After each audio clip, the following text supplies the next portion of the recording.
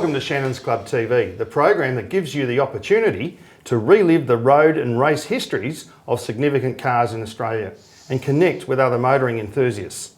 In each episode, we take a look at the defining points that made our feature cars stand out and take a road trip with a proud owner. And if you're a potential buyer, we'll bring you some handy tips from the Shannons auction team. So let's kick things off with the Commodore that gave some Rolls-Royce exclusivity at a Holden price, the VH SLE Shadow Tone. Holden's 1978 switch to the smaller Commodore initially looked like it was the right move at the right time. Sales soared and awards piled up as new benchmarks were set. Then sales flatlined and Holden was in deep trouble. The VH facelift in late 1981 was critical to Holden's survival. The real problem was the Commodore's old Holden 6s from the 1960s. They didn't deliver the fuel savings owners expected from a smaller car. A substandard four-cylinder version made matters worse. The standalone VH Commodore SLE Shadow Tone with either V8 option and its later SS stablemate were critical in repositioning future Commodores as a premium and emotional choice. The smoother and sophisticated presentation of the VH Commodore coincided with a race program that was finally coming together. Marked that combination of sleek Euro styling and wild big banger V8 racing editions was uniquely Australian and defined a real transition point in tin top racing. Yeah, it really was. I mean, the VH was not only a gun-looking race car, but for the first time after several years of struggle for Holden and HDT, they finally got the race car they wanted. That was the most powerful V8 engine in the range, combined with the lightest body. Turned it into a 2-times Bathurst winner, which I'll get to a bit later on.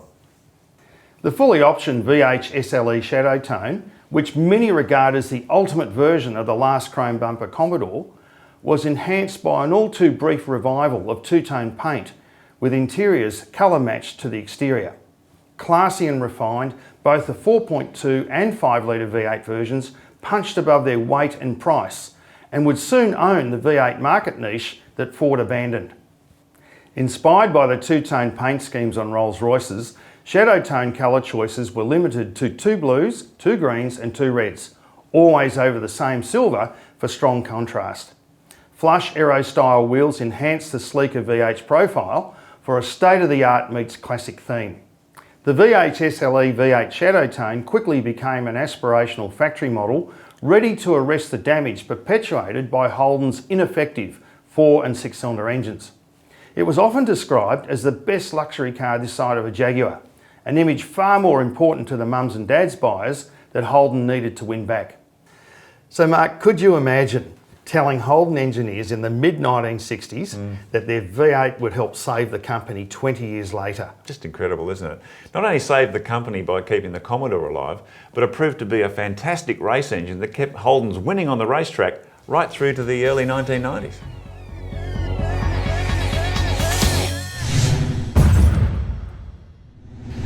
Back in 1982, Peter Brock flippantly described his new VH Commodore SS race car as a police car without a siren, which was in fact a succinct and accurate summation of how a no-frills Holden V8 road car had served as a starting point for a Holden dealer team race car that would win 2 Bathurst 1000s.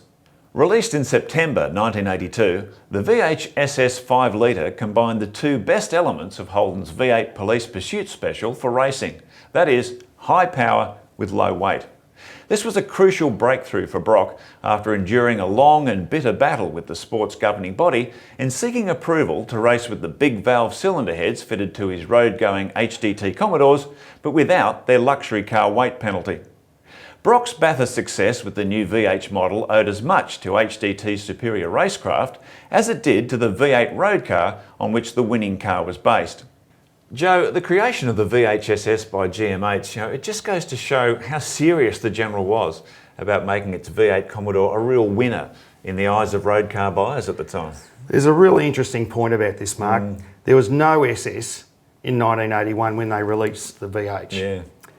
I don't think they could believe their luck. Holden was really down on its knees. In fact, the company went broke during that period.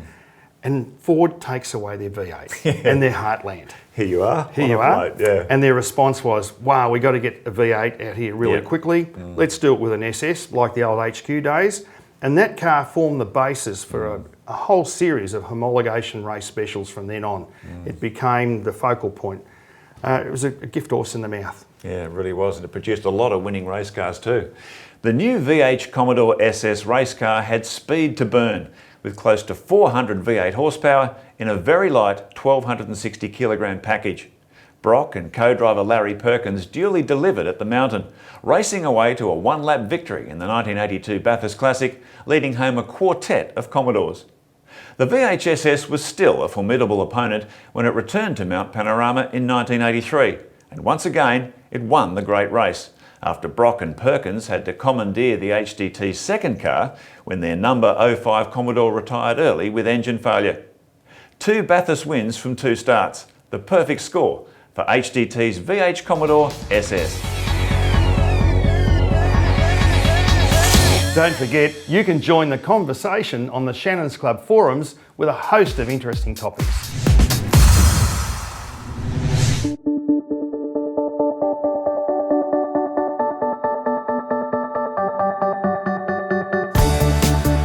My name's Luke and this is my 1983 Holden Commodore VH SLE. This model is the 5 litre in its series.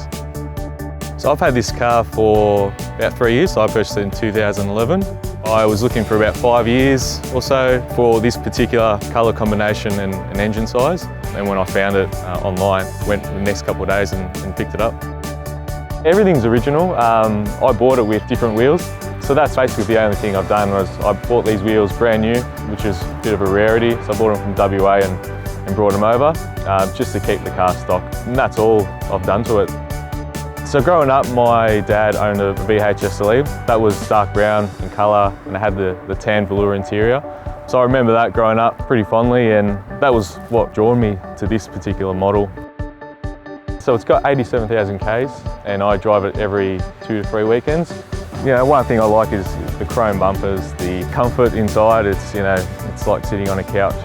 It's 5 litre, so it's got a bit of grunt to it still, and you know, it's got a good note to it. So it is eye-catching as well on the road. And you get a few thumbs up driving around on a Sunday, probably because of the colour combo just attracts, you know, drivers on the road. So I'm sure they appreciate it when they're giving me a wave just as much as I do.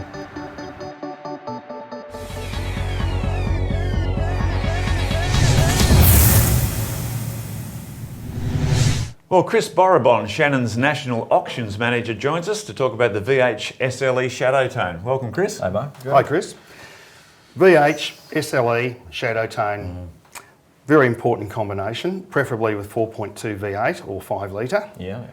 These cars are becoming sought after, you know, in original trim, original colours. What's happening? Yeah, I mean, I remember the cars clearly when I was growing up. You know, we aspired to own that, and when we got our licences, that was the car to have, the Shadow Tone, and the 5 litre I think was always the option to get.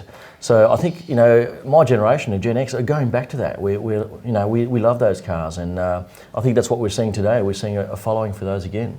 So the movement is to restoring them back to the way they were, because they went through a pretty shocking period where anything was done to them, they just kept the body as an outline. And yeah, then lots of street machines and modified Yeah, cars. Yeah, we used to see a lot of that. Yeah, we did. I mean, I think probably the most common modifications on it were getting the car lowered, Yep. polishing the alloys, and putting a big bore exhaust. That was the most affordable modifications to it. And yeah, so it's coming back to original. Is that? That's the key, I think. I think to find an original Shadow Tone SLE today with that 4.2 or 5 litre option is a rare find. So Chris, do you think it'll become one of the standout Commodores in the future? Look, I think because the Shadow Tone was such a different car, different Commodore to what we'd previously seen, yes, I think it will be in the future. We will see definitely a following, especially, as I said, in the Gen X. I think there will definitely be a following for it. And there are a number of different colour schemes with that car as well. That's silver and blue. I mean, that was always my favourite. Was that yours?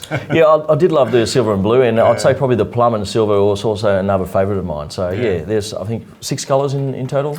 6 colours, 2 reds, 2 greens, 2 blues. Yeah, fantastic car. Thanks for joining us, Chris. Thank you. And keep in mind, you can keep up to date on all the latest Shannon's auctions news on the Shannons Club website. If you'd like one of the race images seen in the show, make sure you check out autopics.com.au. Well, Joe, looking back at the VH Commodore, I mean, the last of the steel bumpered Commodores, and arguably the best, but it was so liked for so many reasons. Well, it was. It was not liked for the 6s or the 4, I have to tell you. But that V8, Holden at last found its groove. And what turned out to be a really sorry time for the whole Holden brand, it was actually their best times in terms of recovery. The V8 helped them define the future of the Commodore.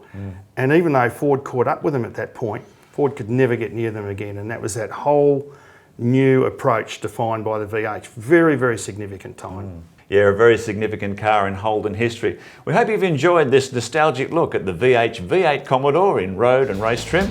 We look forward to your company next time on Shannons Club TV.